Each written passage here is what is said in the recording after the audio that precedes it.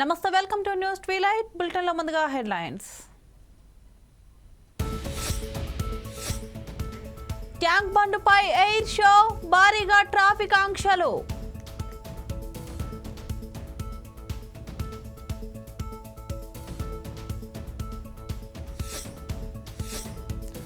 Tea fibre ఆవిష్కరణ, ప్రతి ఇంటికి చౌకగా ఇంటర్నెట్.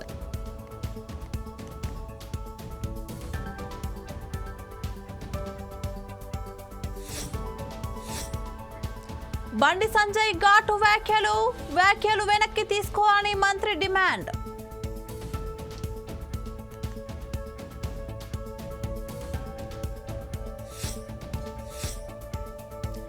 ఒకరి భూమి మరొకరికి మంజూరు చేస్తే చర్యలే, తప్పు చేసిన అధికారులు అతిథులు కారు.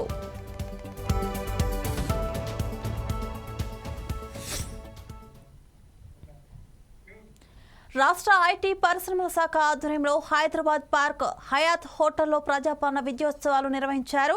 ఈ వేడుకలకు మంత్రి శ్రీధరబాబు చీఫ్ గెస్ట్ గా హాజరయ్యారు. ఇందులో టీ ఫైబర్ ద్వారా తక్కువ ధరకే ఇంటర్నెట్ అందించే పథకాన్ని ప్రారంభించారు. టీ ఫైబర్ ద్వారా రాష్ట్రంలో ప్రాంతీయ ఆఫీసులకు ఇంటర్నెట్ సౌకర్యం కల్పించనున్నారు. మంత్రి శ్రీధరబాబు మాట్లాడుతూ టీ ఫైబర్ తో టీవీ, కంప్యూటర్ సేవలకు ఉపయోగం ఉంటుందని తెలిపారు. చిన్న పరిశ్రమల కోసం కొత్త ఎంఎస్ఎంఏ పాలసీ తీసుకొచ్చామన్నారు. టీ ఫైబర్ ఇంటర్నెట్ ద్వారా సంగారెడ్డి, పెద్దపల్లి, మహబూబ్ నగర్ జిల్లాలలో రైతులతో ఈ సందర్భంగా మంత్రి శ్రీధరబాబు మాట్లాడారు. తెలంగాణను డ్రగ్ ఫ్రీ స్టేట్ గా మార్చేందుకు రాష్ట్ర ప్రభుత్వం కృషి చేస్తుందని, ఇందుకోసం మిత్ర టీ యాప్ అందుబాటులోకి తీసుకొచ్చామని మంత్రి శ్రీధరబాబు అన్నారు. ఈ సందర్భంగా టీ ఫైబర్ ఎండీని ఫోర్ సైడ్స్ టీవీ పలకరించింది. ఫోర్ సైడ్స్ టీవీ తరఫున ఫోర్ సైడ్స్ టీవీ ప్రతినిధి రామకృష్ణ పుష్పగుజంతో టీ ఫైబర్ ఎండీ వేణుప్రసాద్ కు శుభాకాంక్షలు తెలిపారు. వేణుప్రసాద్ ఫోర్ సైడ్స్ టీవీతో ప్రత్యేకంగా మాట్లాడారు.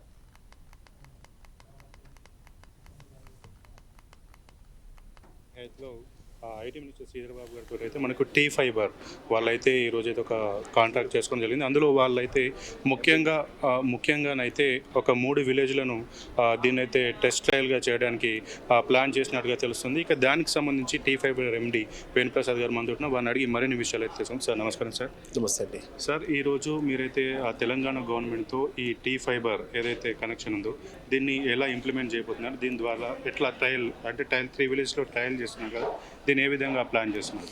సో ఈ 3 విలేజ్లు అయితే రూరల్ ఇంటీరియర్స్గా మనం సెలెక్ట్ చేసుకున్నామండి. సో రూరల్ ఇంటీరియర్లో మనం సర్వీస్ ఇచ్చినప్పుడు ఖచ్చితంగా మిగతా అవైలబుల్ ప్రాంతాలకి ఇవ్వచ్చనే ఉద్దేశంతో ఎక్కడెక్కడైతే ఉన్నాయో, ఒకటి మద్దూర్ అనేది అది మండల్ హెడ్ క్వార్టర్, ఇంకోటి అడవి శ్రీరాంపూర్ అనేది కంప్లీట్ రూరల్ ఇంటీరియర్ విలేజ్, ఇంకోటి సంగుపేట అనేది. ఓకే. సో ఈ 3 విలేజెస్లో మేము ఇప్పుడు ప్లాన్ చేసాము.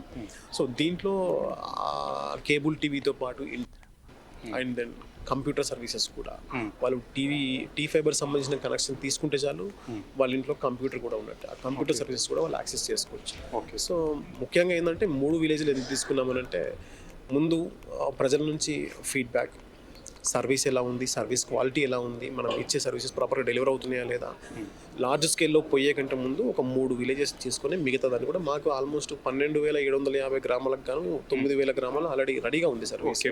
కానీ ముఖ్యంగా ఈ 3 గ్రామాల నుంచి ఫీడ్బ్యాక్ ఒక 3 నెలల తీసుకొని ఇంకేమన్నా మాడిఫికేషన్స్ ఉన్నా, సజెషన్స్ ఉన్నా ఇంప్లిమెంట్ చేసి మిగతా గ్రామాలకు స్కేల్ చేయడానికి ప్రయత్నం చేస్తాం. అంటే సార్ ఇప్పుడు ఇది మీరు ఏదైతే టీ ఫైబర్ ప్లాన్ చేశారో ఇది త్రూ అండర్ గ్రౌండ్ లేదంటే ఆన్లైన్ వేలేనా లేదా శాటిలైట్ వేలో నడుస్తుంది? ఇది కంప్లీట్గా అండర్ గ్రౌండ్ నెట్వర్క్ విత్ 3-వే రింగ్ ప్రొటెక్షన్ అండి. ఒక వైపు నుంచి ఎక్కడన్నా రోడ్ తవ్వడం అట్లా జరిగింది అనుకోండి, ఇంటర్నెట్ కనెక్ట్ అయితే ఇంకొక 2 వేల నుంచి కూడా ఇంటర్నెట్ వెళ్ళిపోతుంది. సో ఇంటర్నెట్ అనేది నిరంతరాయంగా వాటికి సప్లై అవుతుంది, ఎలాంటి అంతరాయం ఉండదు. ఓకే. ఇప్పుడు మీరు ఇది ఏదైతే 3 నెలల పాటు ఒక 3 విలేజెస్లో ట్రయల్ ప్రోగ్రామ్ అయితే చేస్తున్నామని చెప్తున్నారు. ఒకవేళ సక్సెస్ అయిన తర్వాత దీన్ని ఏ విధంగా ఇంప్లిమెంట్ చేస్తారు టోటల్? ఎందుకంటే మార్కెట్లో అయితే ఇప్పుడు జియో ఫైబర్ కావచ్చు, మిగతా ఉన్నాయి, వాటి యొక్క పోటీని మీరు ఏ విధంగా ఎదుర్కోవచ్చు? ఖచ్చితంగా service reliability and service quality అనేది మనం క్వాలిటీతోని అఫోర్డబుల్ రేట్లో మనం ఇచ్చామనుకోండి, ఖచ్చితంగా సర్వీస్ క్వాలిటీ బాగా ఇచ్చి తక్కువ ధరలో ఇచ్చామనుకోండి, ప్రజలు ఖచ్చితంగా దాన్ని ఆమోదిస్తారు. అదే రకంగా సర్వీస్ క్వాలిటీ ప్రైవేట్ వాళ్ళకి ధీటుగా వెళ్ళాలన్న ఉద్దేశంతోనే, గవర్నమెంట్కి మంచి పేరు తేవాలన్న ఉద్దేశంతోనే మేము ముందుకు వెళ్తా ఉన్నాం. ఓకే, ఇప్పుడు ఇది మనం ఆంధ్రప్రదేశ్ తీసుకుంటే ఏపీ ఫైబర్ ఎలా ఉందో తెలంగాణకు సంబంధించి గవర్నమెంట్ తోటి మీరు టైఅప్ అయ్యి ఈ ప్రాజెక్ట్ చేస్తున్నారా? ఖచ్చితంగానండి. భారత ప్రభుత్వం సంబంధించిన భారత్ నెట్ అనే ప్రాజెక్టులో భాగంగా మనకు ఆంధ్రప్రదేశ్ కానీ తెలంగాణ కానీ స్టేట్ లెడ్ మోడల్ లాగా తీసుకున్నాయి ఈ రెండు కూడా. సో ఆంధ్రప్రదేశ్లో ఎలాంటి అప్రోచ్ అయితే ఉందో ఇక్కడ కూడా అలాంటి అప్రోచ్ మాత్రం మనం. కాకపోతే ఇక్కడ ఏంటంటే ఆంధ్రప్రదేశ్లో ఉంది ఓవర్ హెడ్ కేబుల్స్ వేశారు, మన దగ్గర మాత్రం underground cables. So which is very secure. Okay sir, thank you sir మీ యొక్క అమూల్యమైన సమయం మాతో కేటాయించినందుకు. ఈరోజు అయితే మనతోటి టీ ఫైబర్ ఎండి వేణుప్రసాద్ గారు అయితే వారి యొక్క సమాచారాన్ని అయితే చెప్పారు. దాదాపు 9,000 విలేజెస్ గ్రామాలలో మాత్రం వారి యొక్క అండర్ గ్రౌండ్ కేబుల్ ఏదైతే ఉందో అది వర్క్ అయిపోయింది. ఇప్పుడు ప్రస్తుతం 3 నెలల పాటు ఒక 3 విలేజెస్లలో మాత్రం వీళ్ళు పైలట్ ప్రాజెక్టుగా చేపడుతున్నట్టుగా తెలుస్తుంది. కెమెరామెన్ హమీద్తో సంపత్ కుమార్, 4 Sides TV. ప్రజాపాలన విజయోత్సవాల్లో భాగంగా ట్యాంక్ బండ్పై ఎయిర్ షో నిర్వహించారు. ఈ కార్యక్రమంలో సీఎం రేవంత్, రాష్ట్ర మంత్రులు, వివిఐపీలు, సీనియర్ ఎయిర్ ఫోర్స్ అధికారులు పాల్గొన్నారు. 4 గంటల నుంచి 5 గంటలకు సుమారు 30 నిమిషాల పాటు వాయుసేన విమానాల విన్యాసాలు జరిగాయి. వైమానిక దళానికి చెందిన 9 సూర్యకిరణ్ విమానాలతో ఎయిర్ షో నిర్వహించారు. ఈ షోకు air force group captain Ajay Dasarathi నాయకత్వం వహించారు. ప్రపంచంలోనే అద్భుతమైన వైమానిక విన్యాసాలు చేసే 5 అత్యుత్తమ టీములలో ఒకటైన సూర్యకిరణ్ టీం హైదరాబాద్లో ప్రదర్శన నిర్వహించడంతో ప్రజలు పెద్ద ఎత్తున హాజరయ్యారు. భారీగా ట్రాఫిక్ జామ్ ఏర్పడింది.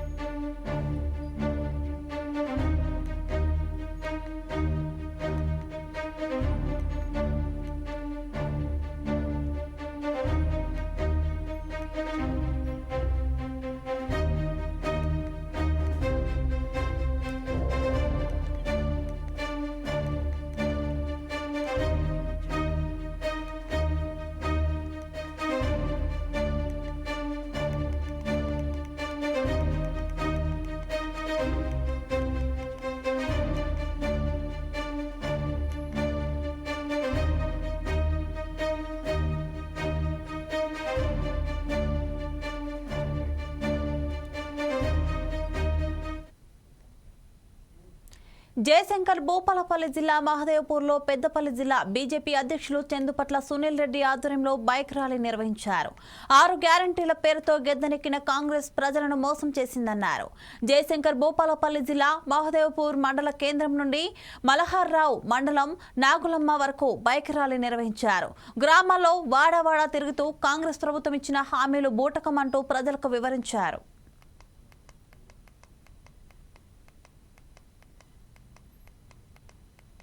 గ్యారంటీలలో కూడా ఏ ఒక్క గ్యారంటీ కూడా పూర్తిగా అమలు చేయకుండా కాలన్యాపయం చేసుకుంటూ ఇవాళ ప్రభుత్వం దాదాపు 1,00,000 కోట్ల రూపాయలు మరి ఆర్థికంగా అప్పు చేసి ప్రజల మీద భారం మోసి మరి ఇవాళ గ్యారంటీల గురించి మాట్లాడుతుంటే దాని గురించి మాట్లాడరు.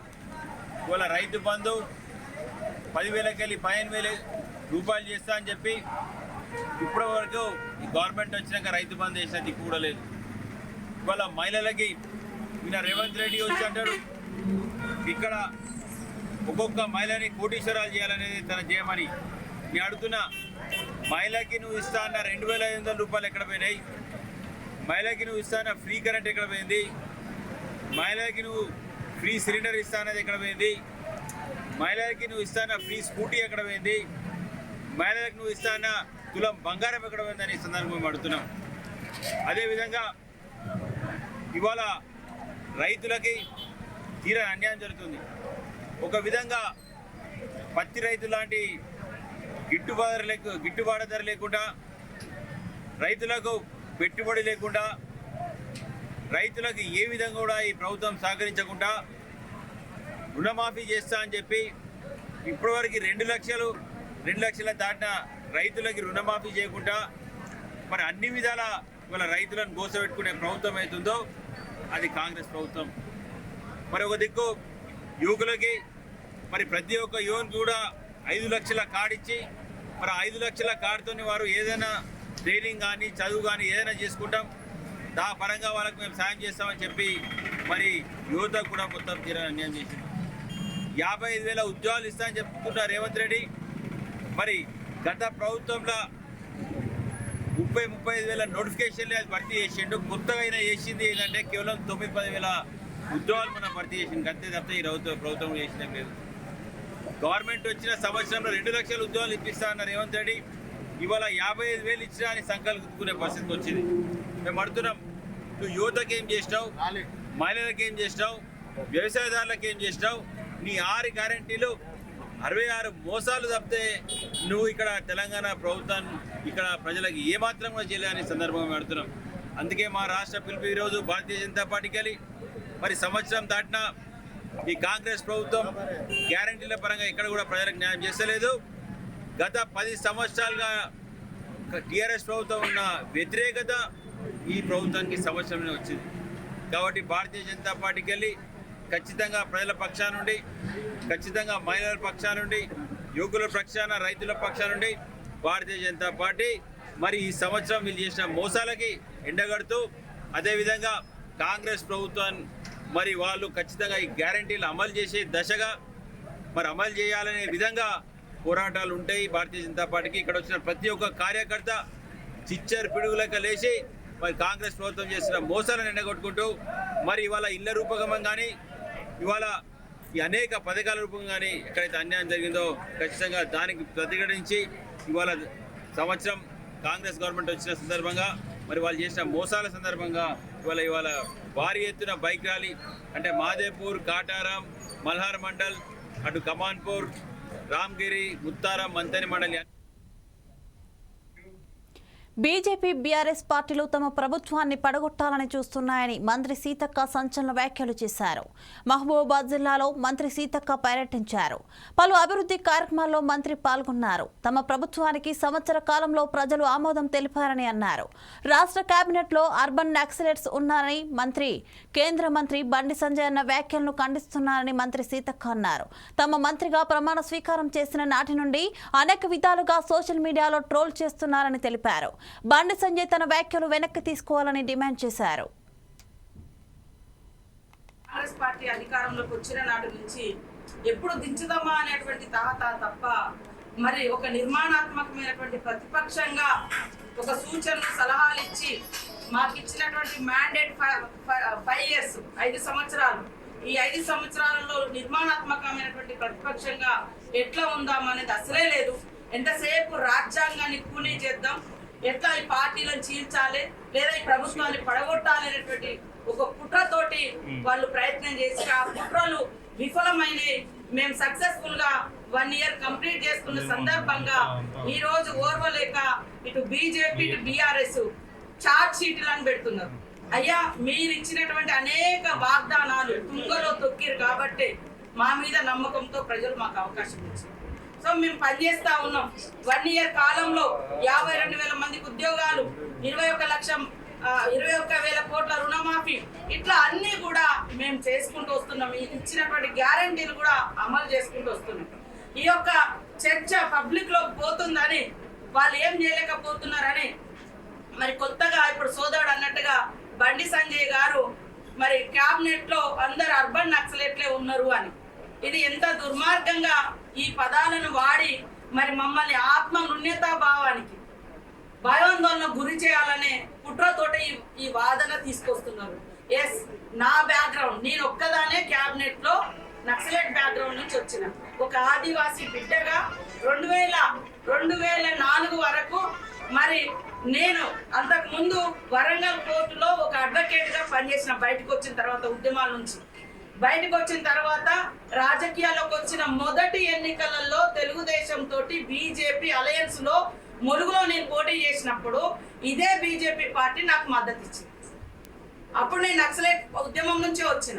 కానీ ఎందుకో పదే ఈ మధ్య కాలంలో నా ఇమేజ్ డామేజ్ చేయడం కోసం మరి ఈ రకమైనటువంటి ఆరోపణలు చేస్తూ, మేము ఉద్యమాల నుంచి వచ్చినాం, భారత రాజ్యాంగం ఇచ్చినటువంటి అవకాశాలతోటి ములుగు నియోజకవర్గం నుంచి నేను 3 సార్లు పబ్లిక్ రిప్రజెంటేటివ్ గా ఓటు ద్వారా ఎన్నిక చేయబడ్డా.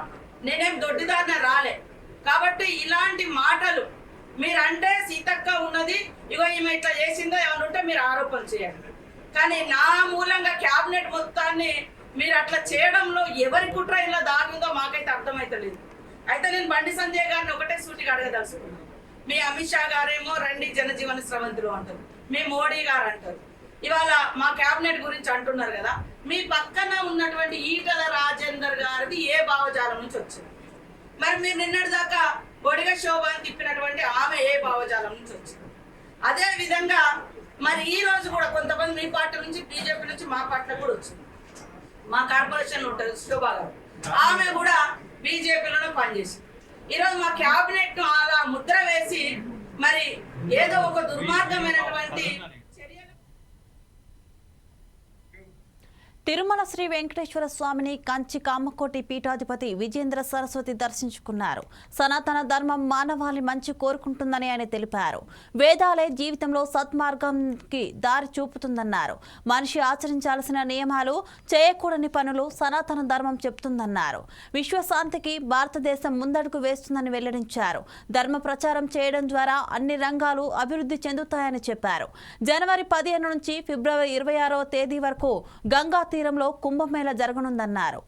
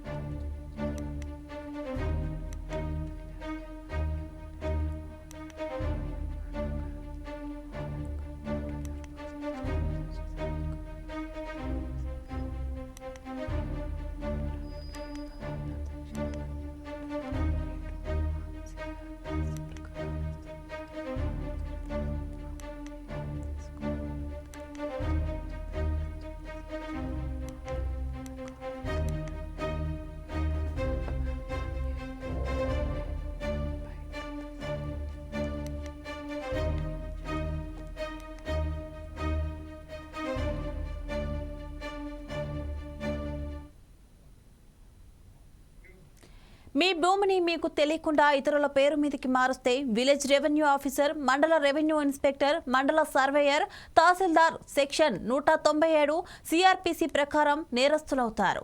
తప్పు చేసిన ప్రతి ప్రభుత్వ అధికారుల మీద క్రిమినల్ చర్యలు తీసుకోవచ్చనే విషయం మీకు తెలుసా?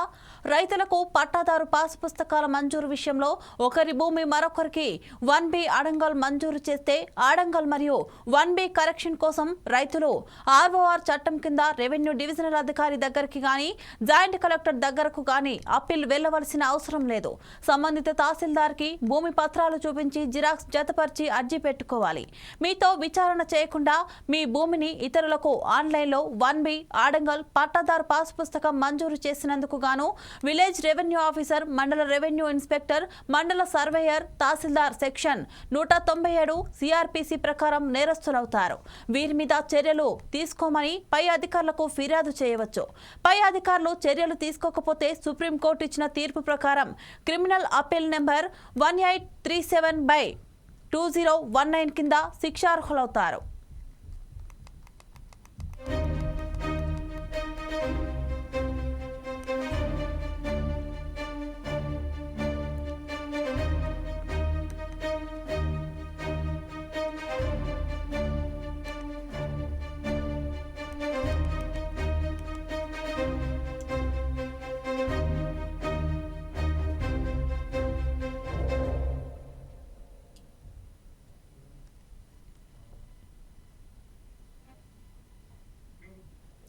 రాజస్థాన్లోని జోధ్పూర్లో కేంద్ర హోంమంత్రి అమిత్ షా భారతదేశం పాకిస్తాన్ సరిహద్దు నుండి సుమారు 300 కిలోమీటర్ల దూరంలో ఉన్న శిక్షణా శిబిరంలో బీఎస్ఎఫ్ దళాల 60వ రైజింగ్ డే ఈవెంట్లో మాట్లాడారు.